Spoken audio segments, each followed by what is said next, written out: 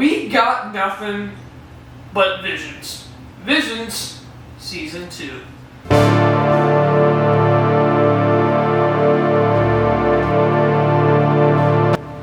Alright, so literally, you take two of my greatest interests, two of my greatest loves. You got Star Wars, and you got anime. You put them together, and you got Star Wars anime. You literally have Visions, and I am such a fan of the first season of Visions. It really was different from what I was expecting, and I'm sorry, but to me, it's all canon. Yeah, I know. Visions is actually not canon, but what I really like about Visions is just the different art styles it takes. Now, granted, not all of Visions, some of Visions was really excellent. So others, well, the story was kind of like okay, but something that I really found interesting about was just little adventures taking place within the Star Wars universe. Not canon. We don't have to worry about sticking to the canon verse of Star Wars. No, we could actually just tell a complete, interesting one-off story that just kind of celebrates what Star Wars is at the same time, celebrates the magnificent, the amazing art that comes out of Japan. Japanese animation, I'm a huge fan of Japanese animation. I'm really into Naruto, My Hero Academia, I used to be into.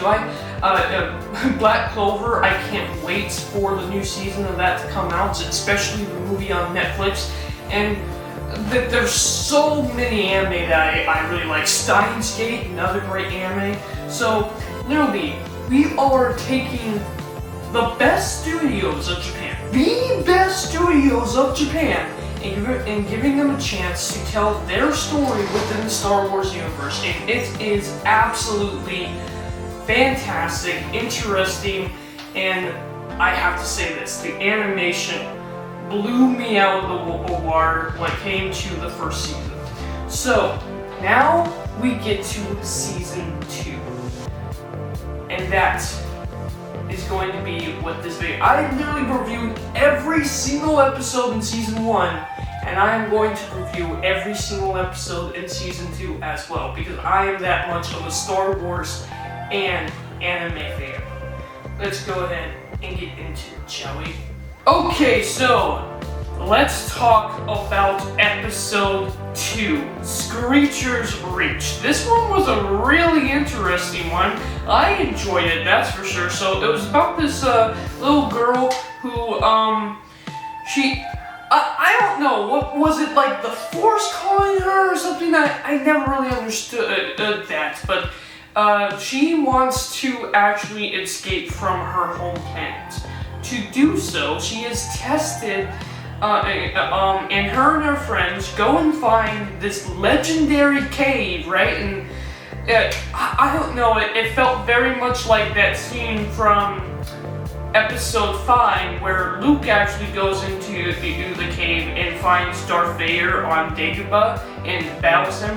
That's basically what I got from it, but it was so alien, actually. I'm gonna say it, like, it was really alien. Like, they did a really great job at setting up the scene as well, because when you first meet them, it's a beautiful landscape, it's a beautiful place, and then you go down into the cave, and like everywhere else, it's nice, it's rounded shapes, it's really interesting, the art style.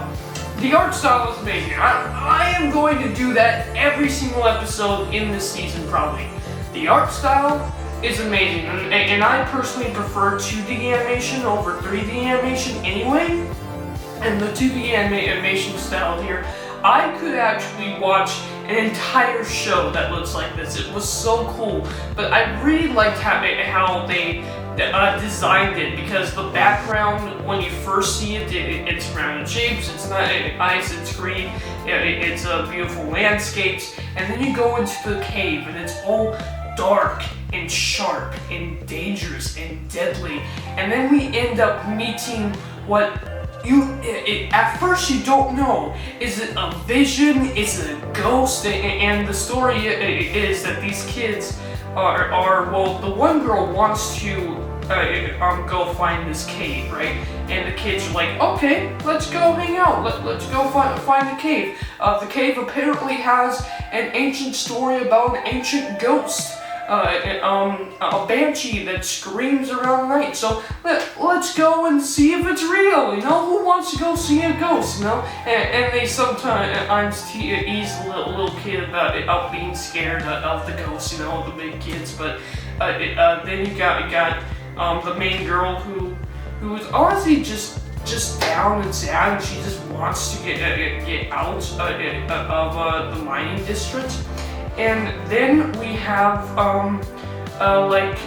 her, it's not her brother, it's her friend, but like the older one, just kind of like chill back, hang out, and he likes where he's at.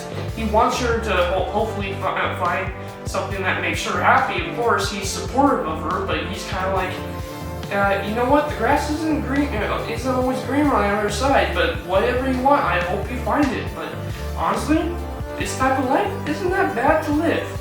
And I enjoyed that. I enjoyed that aspect of the storytelling.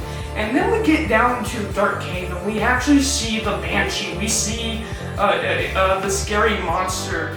And then the scary monster pulls out a lightsaber. And you don't know if it's a vision or not. And I liked this whole thing. The girl has a necklace, right? And she's like, asking the necklace to give her strength. She doesn't really know what it is, but she eventually uses the force she reaches up from the cave, trying to climb out of the cave. There's a big rock on the top of the ledge. She uses the force. She like prays, actually. She doesn't know that she actually uses the force, but she like prays to give her strength.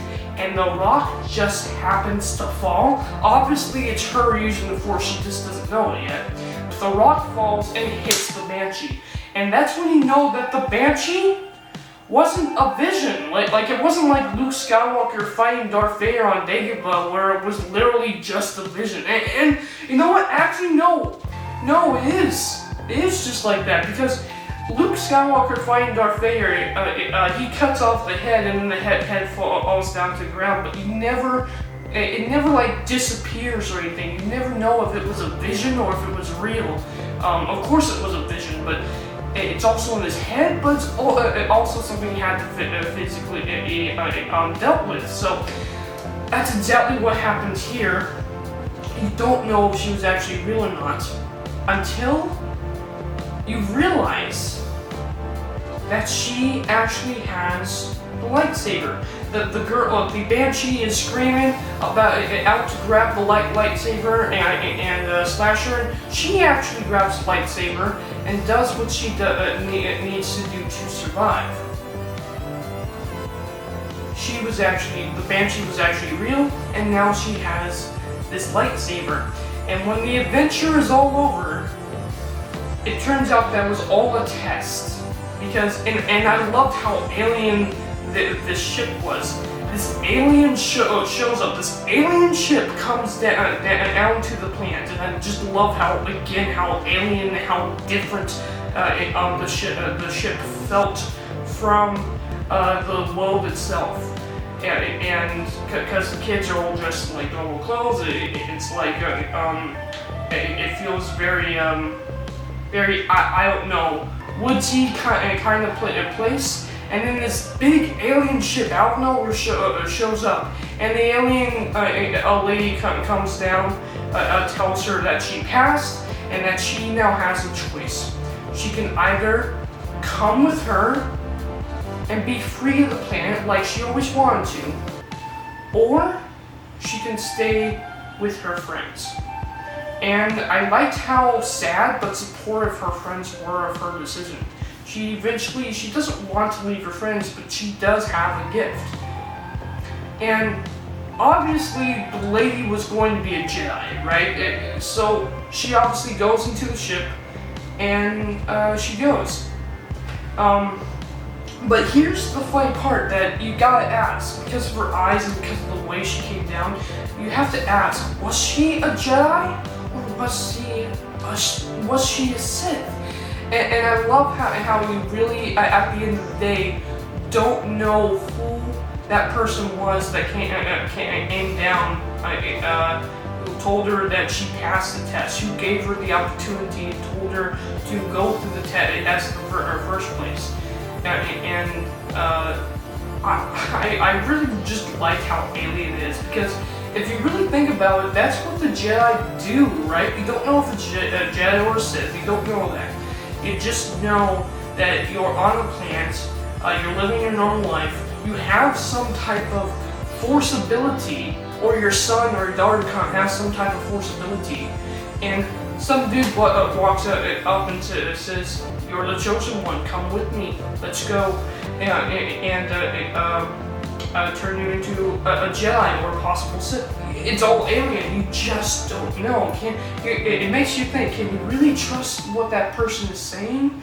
At the same time, these are your friends, your family, you really gotta leave them. I really liked the whole story there. The art was amazing, and you know what? I didn't talk about the music last episode either, but the soundboard was great last episode, in episode 1, right? But the music in this one, again, it felt tranquil. It felt really alien-like. I really liked the music choice in this episode as well. In other words, oh god, this is a 9. This is. I won't say 9 out of 10. I practically want to give this a 10 out of 10. It was so fascinating to me. Thank you guys for watching. Let me know down in the comments below. What did you think about episode 2, Screecher's Reach? And yeah, I'm gonna go watch episode 3. Bye!